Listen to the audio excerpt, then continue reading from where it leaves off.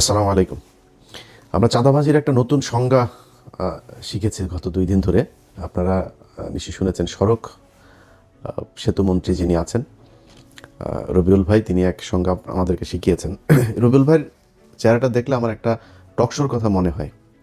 যে চ্যানেলের এই হিজড়াটা আছে না, সময় ইসলাম, এটা এক টকশোতে ওনারা ডেকে নিয়ে সময় ইসলাম যখনই বিএনপির কোনো লোকজনের ডাকতো, এদেরকে আওয়ামী লীগের সাথে মিলে একসাথে অ্যাটাক করতো। তো এর এক পর্যায়ে রবিউল ভাই সব খুলে টুলে দিয়ে উনি টকশোর মাঝখানেই বের হয়ে চলে এসেছিলেন। ওইটা আমার খুব মনে হয়, এবং উনি কথাবার্তাও খুব সুন্দর করে বলতেন। তো হঠাৎ করেই ধরেন বিএনপির লোকজনের এই নির্বাচনের পরের দিন থেকে ওনাদের বডি ল্যাঙ্গুয়েজ, ওনাদের কথাবার্তাগুলো শুনলেই না মনে হয় সেই আওয়ামী লীগের একটা লোক বোধহয় কথা বলছে। একদম চেহারা, কথাবার্তার ধরন, দাম্ভিকতা, এগুলো ওই ঠিক আওয়ামী লীগ যেভাবে। এই যে মন্ত্রণালয়টা, এই মন্ত্রণালয়টাও কিন্তু, এই সড়ক সেতু মন্ত্রণালয় কিন্তু ছিল কাওয়া কাদেরের। এই কাওয়া কাদেরও কিন্তু ঠিক এইভাবেই কথা শুনলেই শরীর জ্বলতো। তো বিএনপির যেই ভাইদের কথা শুনলে এত ভাল লাগতো, একদম নিজের মনে হইতো এরা আমার আমার আপনজন, আমার আপন ভাই, এরকম মনে হইতো। সেই মানুষগুলো হঠাৎ করে রাতারাতি এত চেঞ্জ হয়ে গেল, বিশেষ করে নির্বাচনের এই আগের থেকে। অনেকে আমাদের প্রশ্ন করেন, ভাই আপনারা কেন সরাসরি বিএনপির বিরুদ্ধে? এই আজকে যে বাংলাদেশ দেখছেন না, এটা আমরা অনুমান করতে পেরেছিলাম, এই জন্যই বিএনপির বিরুদ্ধে গিয়েছিলাম।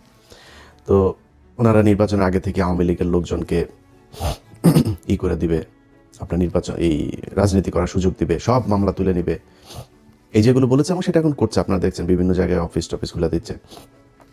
তো এটার বিএনপির সামনে ধরেন দুইটা পরিণতি এখন, যে অবস্থায় তারা চলছে সেটাতে। 1981 সালে জিয়াউর রহমান এইভাবে এই হাসিনাকে নিয়ে এসেছিল। 17 দিনের মাথায় জিয়াউর রহমানকে হত্যা করা হয়েছিল। খালেদা জিয়া, তিনি এই আপনার 96-এ যখন এই হাসিনাকে আপনার স্পেস দেয়, উনি কিন্তু 15ই ফেব্রুয়ারি একটা নির্বাচন করেছিল 96-এ। সেই নির্বাচনে আপনার জামাত আওয়ামী লীগকে অংশগ্রহণ করেনি। হাসিনা, খালেদা জিয়া চাইলে থাকতে পারতো, এমন কোনো আন্দোলন হয়নি, এমন মানুষজন মারা যায়নি, ছেড়ে দিয়েছেন। তারপরে 12ই জুন 96 আবার আরেকটা নির্বাচন দিয়েছিলেন। ওই সুযোগ দিয়ে তারা আবার 96-তে আসতে দেওয়া হয়েছে। 96-তে আসার পরে কি করেছে সেটা আপনারা জানেন। এরপরে 2001 থেকে 6 খালেদা জিয়া জোর করে থাকতে চেয়েছে, কিন্তু মানে বিএনপির সমস্যাটা হলো, বিএনপি যদি চুরিও করে, মানে ল্যাটায়া ব্যাটায়া ওইটারে পাশা পোসা হাগু দিয়া নষ্ট করে গন্ধ বানায় ফেলে।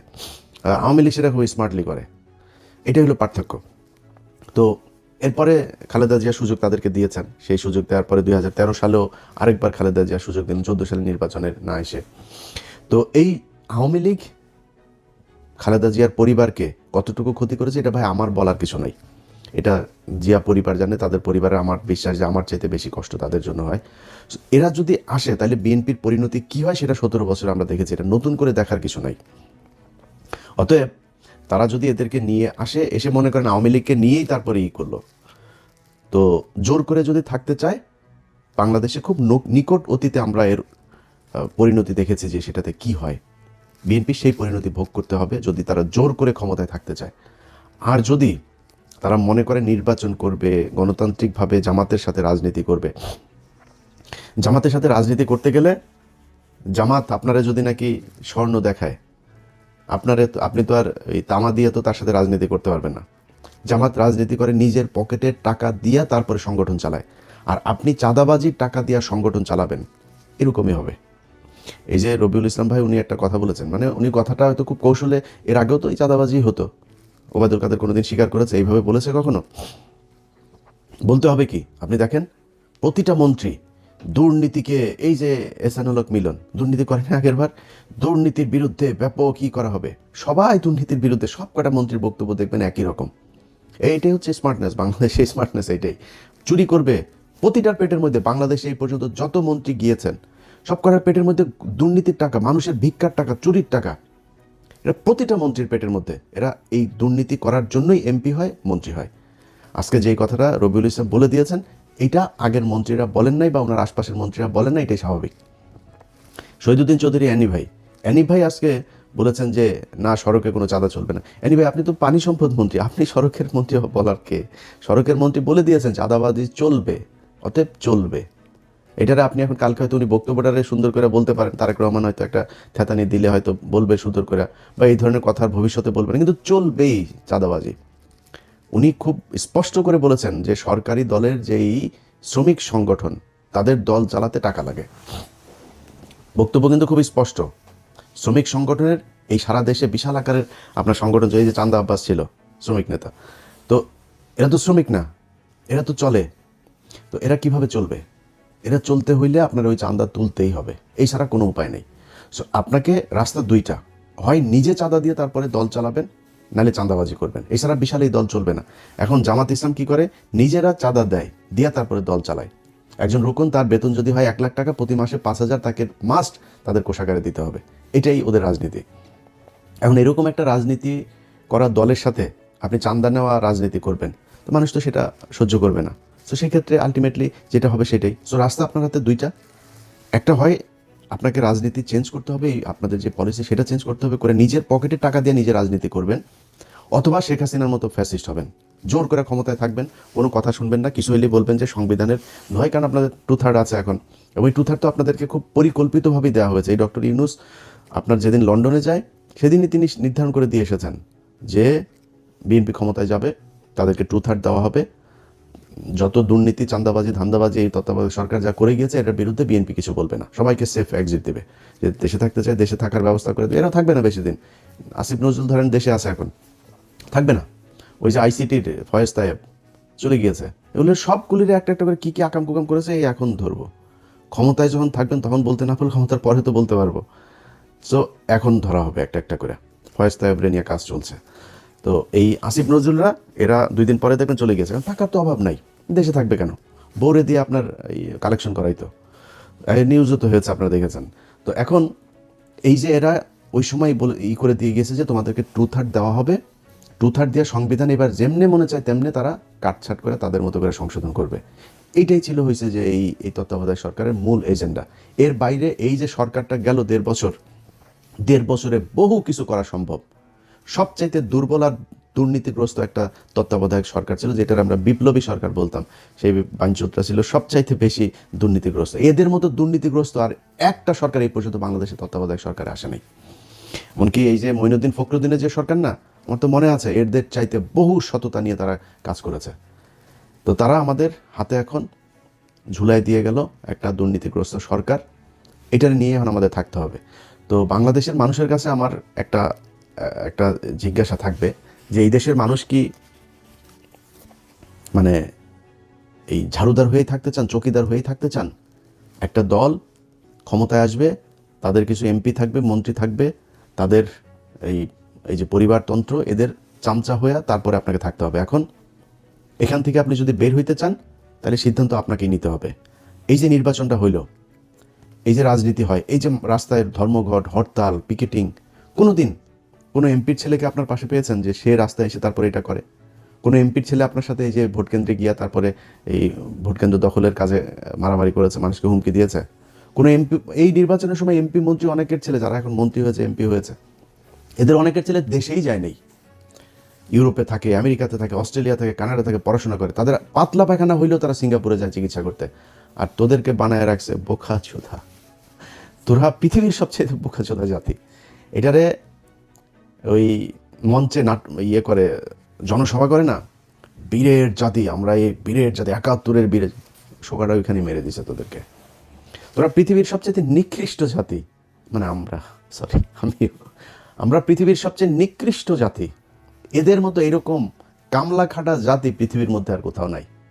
আমরা পৃথিবীর যেই দেশে যাই, বাথরুম পরিষ্কার, রেস্টুরেন্টের কাজ, সিকিউরিটি, যত নিম্নমানের কাজ আছে যেটা আমরা করি।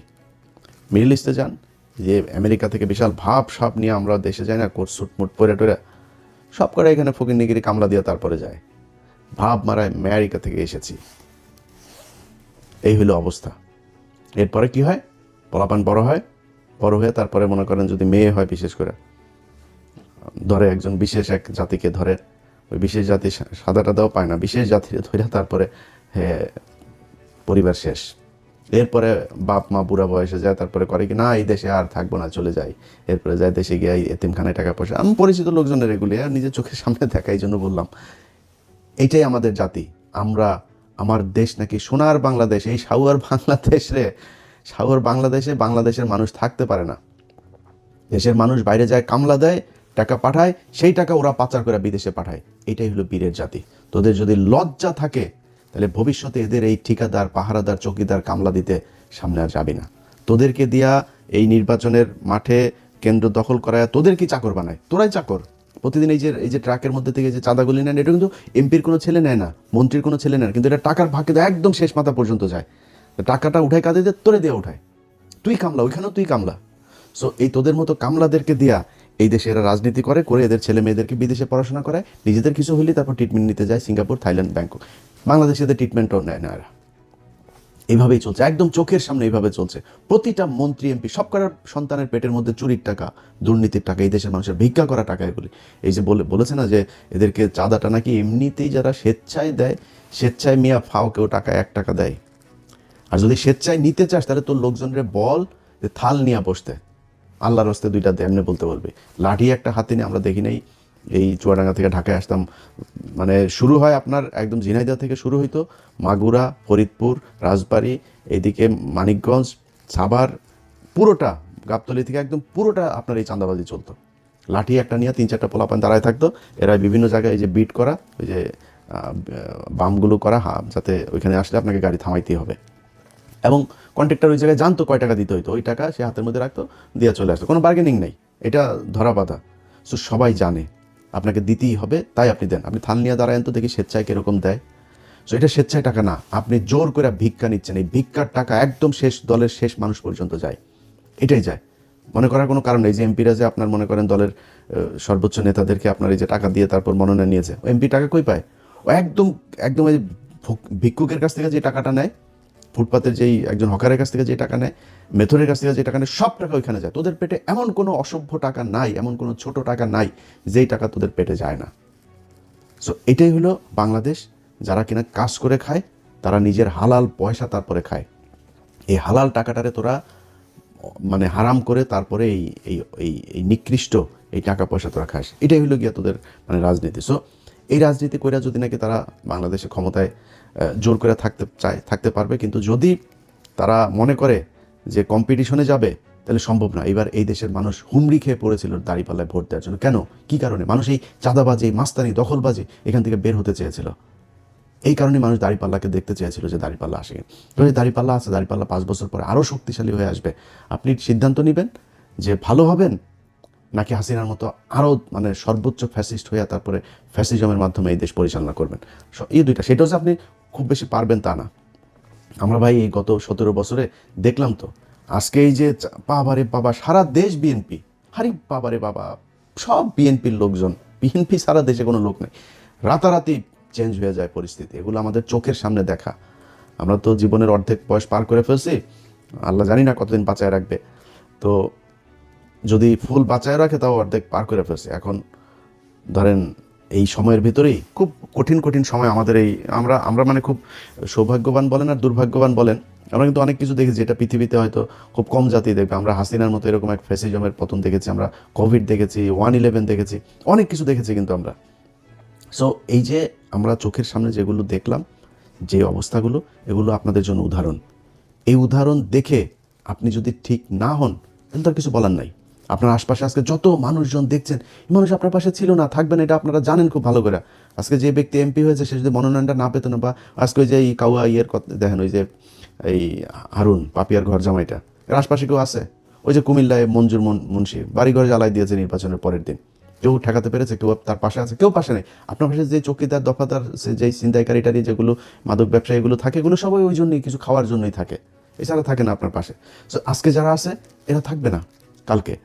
আর জামাত ইসলামের এক নেতার সাথে কথা বলছিলাম, জামাত ইসলাম আমি বললাম যে ভাই মনে করেন আপনাদের উপরে আবার ফের সেই আগের মতো জঙ্গি নাটক টাটক সাজায় নানানভাবে আপনাদের উপরে প্রেশার ক্রিয়েট করা শুরু করলো, কী করবেন? বলছে আমরা রাজনীতি ছেড়ে দেবো, আমরা মানুষ তৈরি করব, আমরা তো আর কিছু ধান্দাবাজির জন্য তো আমরা রাজনীতি করি না, আমরা সরে যাব।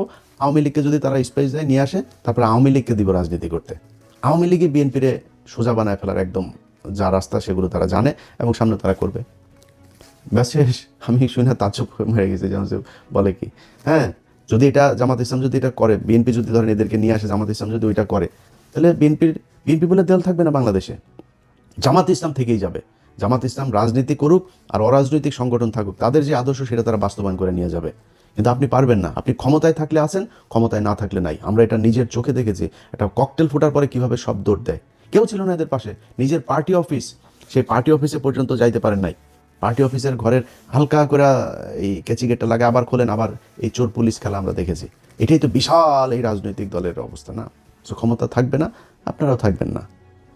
আওয়ামী লীগ যদি নাকি আওয়ামী লীগকে আপনি করে দিবেন, আর ভারত মনে করেন আপনার চেয়ে আওয়ামী লীগকে দূরে রাখবে ক্ষমতা চেয়ে, ভারত সর্বোচ্চ জিনিস দিয়া তারপরে আপনার আজকে মিডিয়া দেখছেন না যে একটা আপনার লোক না, এরা আপনাকে খাম্বা তারেক বলেছে, এরা আপনাদের খালেদা জিয়ার বিরুদ্ধে কথা বলেছে, এরা বলেছে। আপনি যান, গেল 1 বছর আগেও আপনি সময় টিভি, 71 টিভি টক শো দেখেন, তাদের নিউজ দেখেন, কত জঘন্য ভাষায় কথা বলেছে। তারাই এখনো বসে আছে, আপনি তাদেরকে টাকা পয়সা টয়সা নিয়ে কিচ্ছু করেন নাই। এটা আপনারা করেছেন। এখন এদেরকে বসায় রেখে যদি মনে করেন সামনে পরিস্থিতি একটু টালমাটাল অবস্থায় আসে, তারা আপনার পক্ষে থাকবে, তারা সব আওয়ামী লীগের পক্ষে কাজ করবে, ইন্ডিয়ার পক্ষে কাজ করবে, এরা সব ইন্ডিয়ার লোক। ইন্ডিয়াদেরকে বসিয়ে রেখেছে। ইন্ডিয়া কখনোই আওয়ামী লীগকে রেখে বিএনপিকে ক্ষমতায় আনবে না। এটা এর আগে জিয়াউর রহমানের সময় প্রমাণিত হয়েছে, খালেদা জিয়ার সময় প্রমাণিত হয়েছে, তারেক রহমানের সময় প্রমাণিত হবে। সো ইন্ডিয়ার হাতে সেই চয়েস আছে, ইন্ডিয়া সবাই বসিয়ে রেখেছে ওই পারে, সুযোগ পেলেই আস্তে করে এখানে দিয়ে দেবে। চয়েস আপনার, কি করবেন? দলরে ঠিক করবে, নিজেরা চাঁদা দিয়ে দল চালাবেন, না চাঁদাবাজি করে তারপরে জামাতের কাছে হারবেন, নাকি চাঁদাবাজিও করবেন, জোর করেও ক্ষমতায় থাকবেন, এক পর্যায়ে গিয়ে তারপরে ইন্ডিয়ার আওয়ামী লীগের কাছে ক্ষমতা হারাবেন। এই চয়েসগুলো আপনাদের সামনে দেওয়া থাকলো। কেউ কষ্ট পায় থাকলে দুঃখিত। রবিউল ভাই, আপনারাও খুব পছন্দ করতাম, ওই যে বললাম নিজের ভাইয়ের মতো মনে হতো। আপনাদের এখানে মন্ত্রিসভায় অনেক মানুষ আছে, এই যে অ্যানি ভাইও খুব অনেকবার ওনার সাথে আলাপ হয়েছে, ওনার খুব দুঃসময়ের সময় কি করব বিভিন্ন পরিকল্পনা নিয়ে কথা হয়েছে, এবং অনেক অনেক খুব পছন্দের মানুষজন আছে এই মন্ত্রিসভাতেও।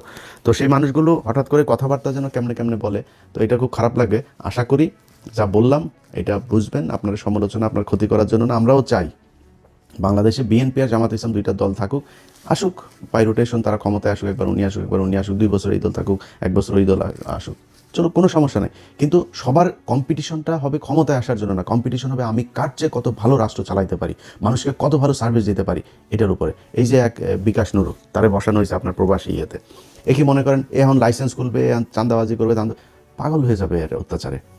এর দিয়া কোনো প্রবাসী আসিফ নজরুলের দেওয়া হয়েছে? হয় নাই তো। এরকম এড়ে দেওয়া হবে না। এই প্রবাসীদেরকে সেই 5 লাখ টাকা দিয়ে মালয়েশিয়া যেতে হবে, সেই 5